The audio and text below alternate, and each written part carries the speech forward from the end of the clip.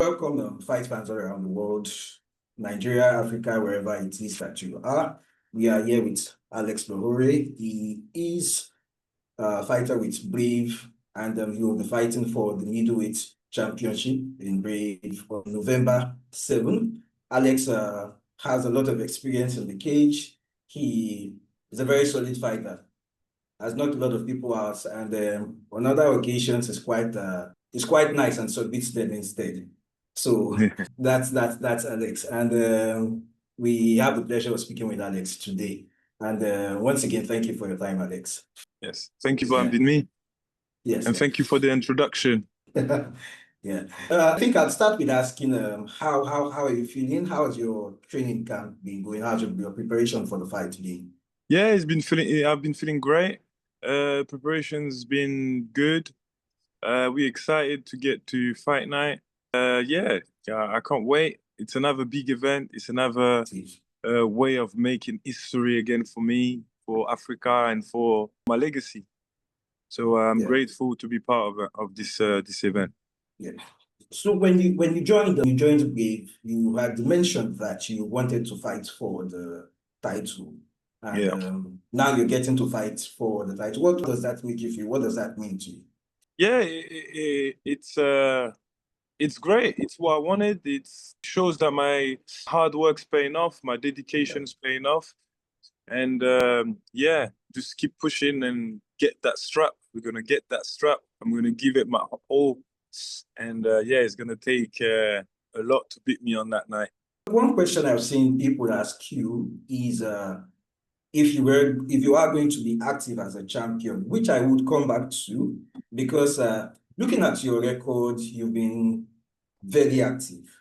Yeah. I think in 2019, you had 5 fights in that year. Yeah, that's the kind of year that I like, you know. This year has not been a great year. It's all right. I think that would be my 3rd fight. But from, 3-4 fights a year, that's what I want to do, yeah. 5 is perfect. Because I can just keep the momentum going. So 1 week off after the fight, straight back into training. 1 week off after the fight, straight back into training. 3 months, that's it. I don't do anything else. I only do my martial art. So that's all I want to do. I teach, you can see that's the place. I'm always doing the martial arts. So yeah, keep me active is the best thing I can do. Yeah, that's living and breathing martial arts. Yeah, exactly. So your opponent, Mohammed, he's also a solid fighter. So are there any particular expectations you have about the fight? Maybe how you would expect that the fight would go? Because, well, me as someone who's just a viewer, I'd see that one of the things that you really implement in your fights is the leg kicks, and Mohammed was a bit susceptible to that in his last match, although he won. That was against Echo June. Although he won that fight, but that was something that he struggled a bit with. Do you have any expectations around the fight? Yeah, well, we expect him to come to fight. You know, we've watched his fight. He's a very aggressive fighter.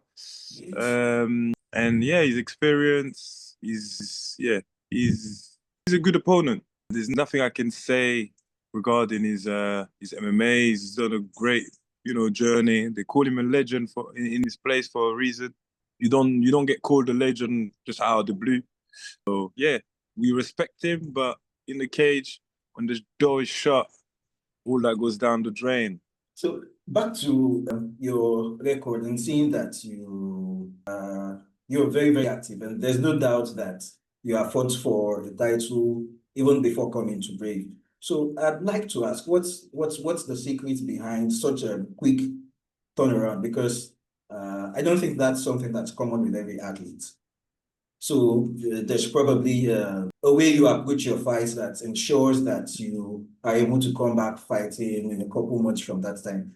There's a secret behind that. I don't think there's a secret. I don't even know it myself. It's God's blessing. That's all I can say. That's how He made me. I was just made for this. I didn't ask to do MMA. I didn't try to go into MMA. It just happened. A friend of mine told me to come to a gym and train. And I went and trained once and I never stopped training since. I even quitted my good job in IT to go and do this full time because I like the lifestyle. I like the way of the martial arts. And yeah, you get the freedom. I get my freedom. I do what I do what I want, you know. I'm not a money orientated guy. I'm more of a faith guy and more of a doing things. I like to do things because that's the only thing that would stay. You know, Yeah. your money will go, everything will go, but if you haven't done anything, you know, like for example, if you look at Muhammad Ali, Mike Tyson, well, Mike Tyson is still alive, but Muhammad Ali that's dead. You know, guys who have actually done things. No one really say, "Oh, how much money did he make? Oh, how much money did he have?" You know, everyone says, "Oh, look at this fight. Do you remember that fight? Look at that footwork." That's what I'm about. You know, doing things that with my human ability that others don't do because I dedicate myself to a certain things that other people don't dedicate themselves to. Yeah. That's it.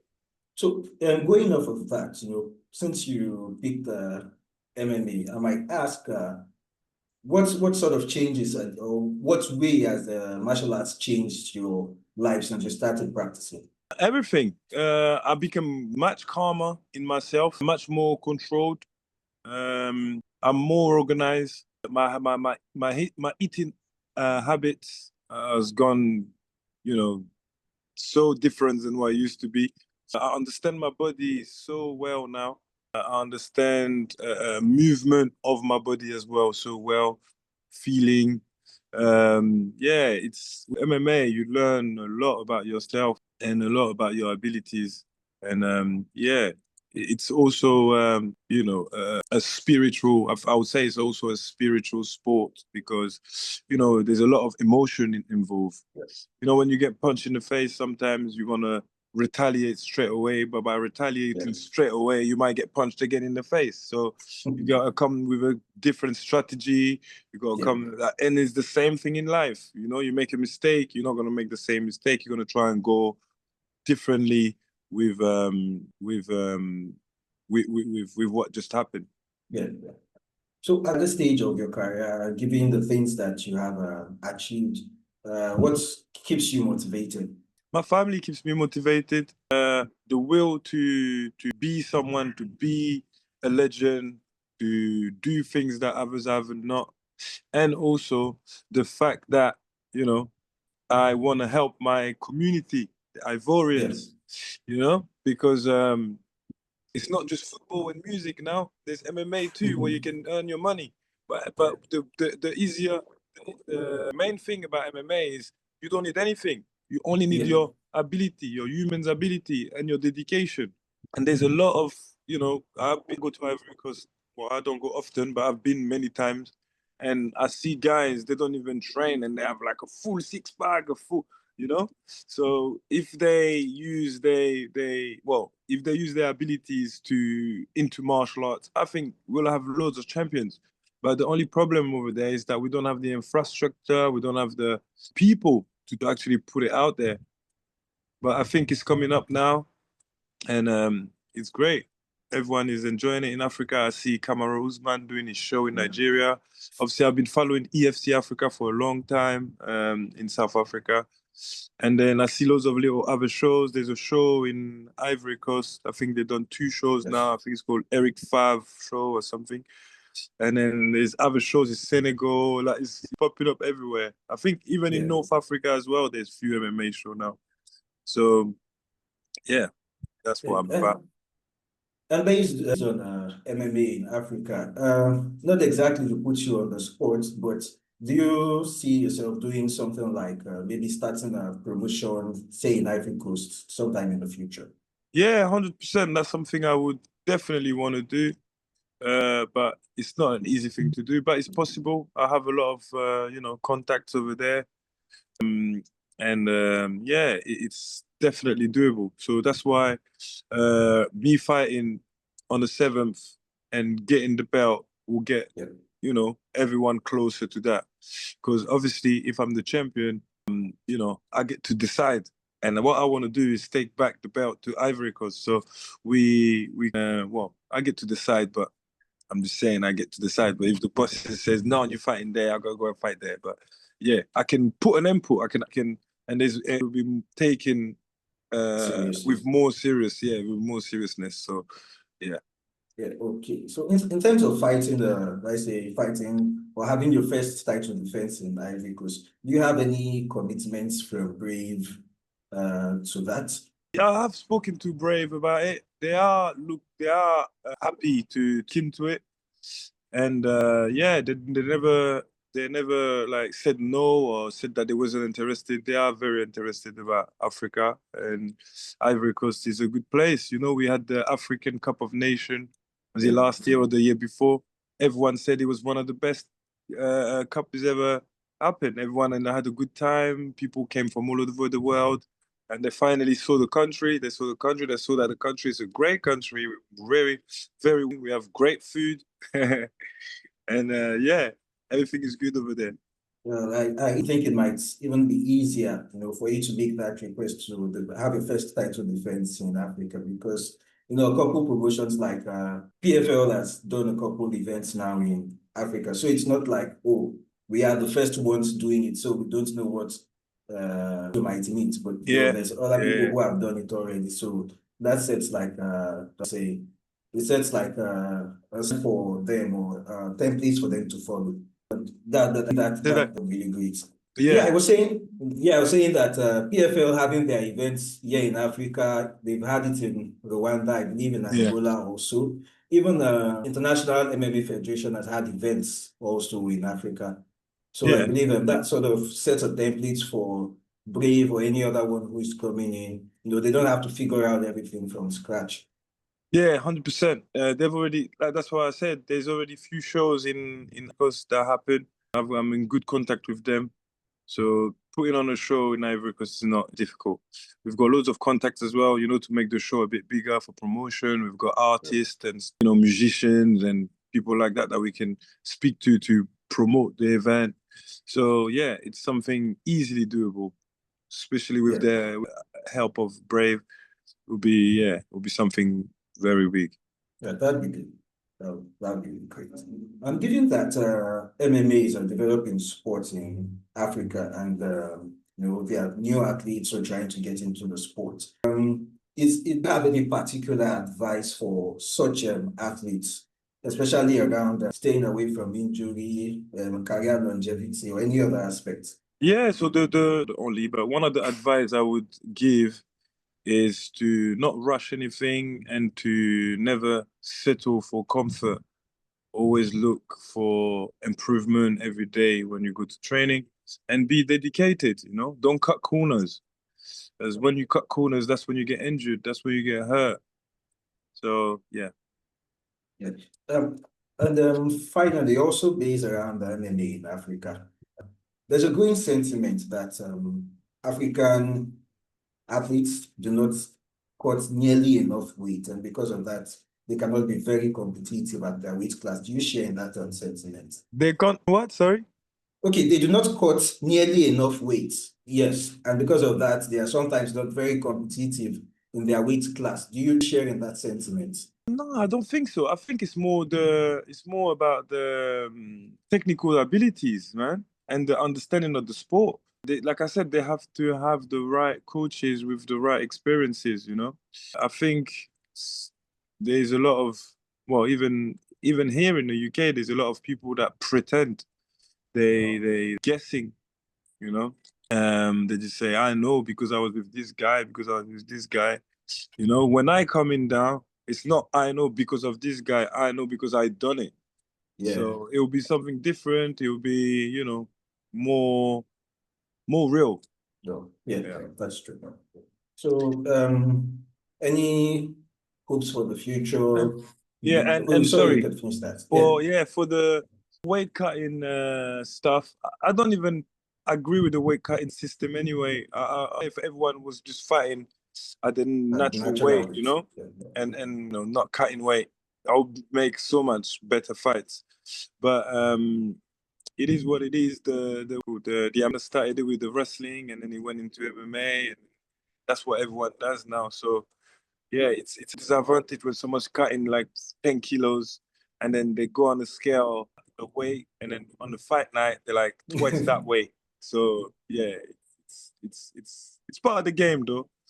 So it's either you do it like everyone else, or you do it how you want to do it and pay for the consequences.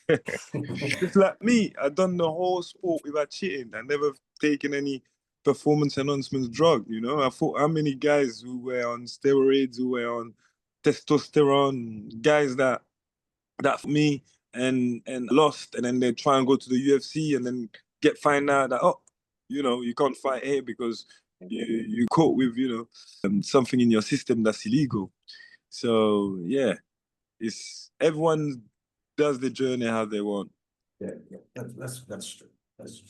So finally, any hopes for the future beyond defending the title, which I really hope that you get the title, beyond defending the title, and is there any other thing we should be watching out for? Other things should be watching out for. I'm not sure really. I maybe a training camp in Africa someday. You know, maybe coming down to Ivory Coast for doing a tour, like a seminar tour, going to different places in the country and sharing my knowledge, and then yeah, just flow with life, man. There's so much things, you know. I do a little bit of music, you know, sometimes just for fun. That's a hobby. And then that's it, really. There's nothing. I think the seminar thing really makes a lot of sense. And that's because, you know, like I said, or like we all agree, MMA is still a new sport in Africa. And there's not a lot of people who actually know the sport like that. You know, some people are transitioning from, let's say, teaching judo to trying to teach MMA. Or teaching kickboxing to trying to teach MMA. And sometimes you see it in the quality of fights their fighters produce. So it's going to be quite good if someone who has been there and done it actually organizes the seminars. The coaches could also learn from that. You know, they would notice their mistakes. The fighters could also learn from that, and that would then really improve the sports. Yeah, 100%. So that's why I said me going out there and sharing the knowledge would be great.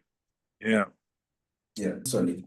Could make some great champions. Yes. You know, the Brazilians had their time in the UFC. Yeah, the so Russians are having their time. Yeah, exactly. Everyone at the time, it was the Brazilian, then now it's the Russians and the Chechnya. Now it's like the Georgians as well are coming over. Yeah. Obviously, there was a point where there was the Africans as well in the UFC when Cameroon was champion, Adesanya was champion, and Ngannou was champion. But there was only 3 of them, you know, it was not a lot. But we're coming slowly but surely.